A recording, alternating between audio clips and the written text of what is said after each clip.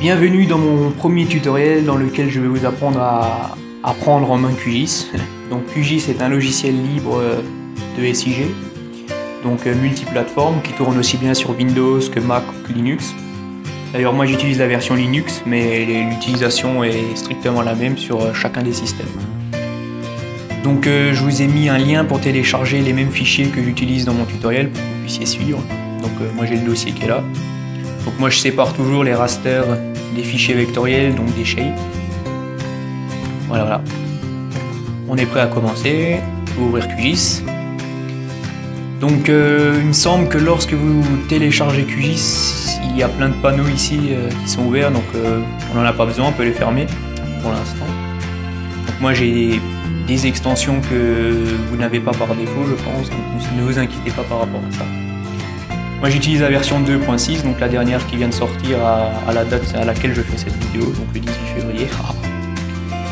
Donc c'est parti. Donc on va commencer par importer des couches, puis je vous montrerai comment utiliser les outils de zoom, enfin bref, comment vous déplacer dans QGIS quoi, et les outils de sélection.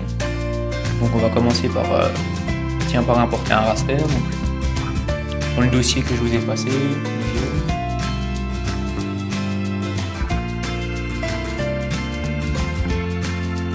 Donc les fichiers raster sont accompagnés d'un fichier qui va configurer le raster, qui va dire à tel pixel se trouve telle coordonnée, etc. Donc c'est comme ça que QGIS sait où le mettre. Il nous demande juste le fichier qui contient la configuration dans quel système il est.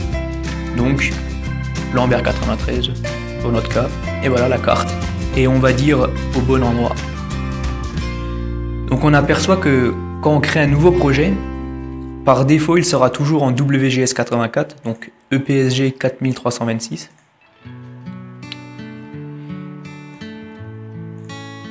Et dès que l'on importe une couche,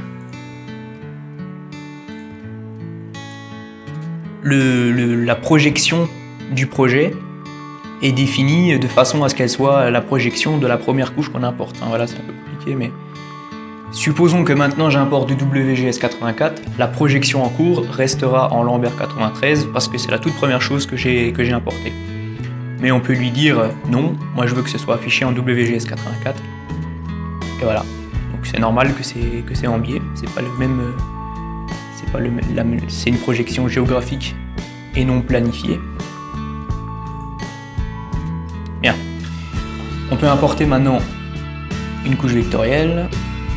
Le contour, et voilà.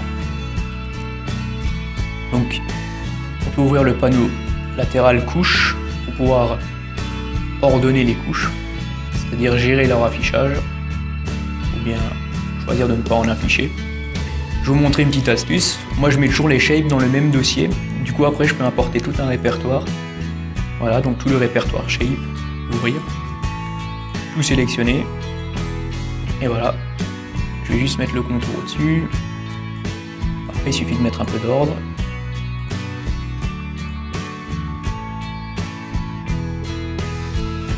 Et voilà.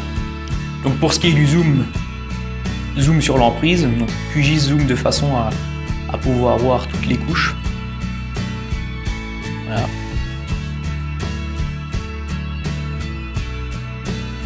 Donc zoom sur la couche, donc là je choisis la couche contour, donc là il va zoomer de façon à avoir l'emprise de la couche, et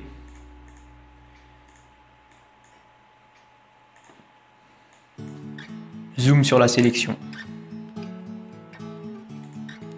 Donc on a vu comment importer, on a vu comment effectuer les principaux zooms.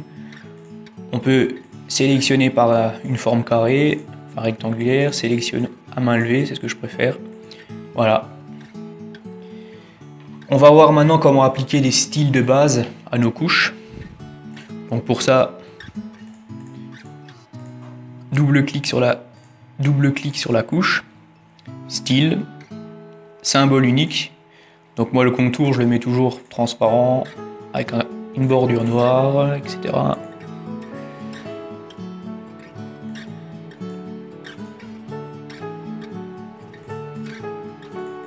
Voilà.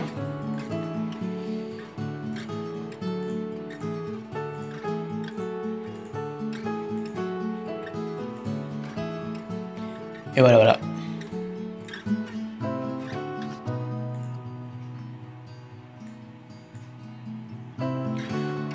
Donc vous avez appris à prendre QGIS en main. Donc je vous conseille de poursuivre mes tutoriels pour voir d'autres choses et apprendre à faire plus de choses avec QGIS. Donc c'est la fin de ce premier tutoriel. À bientôt!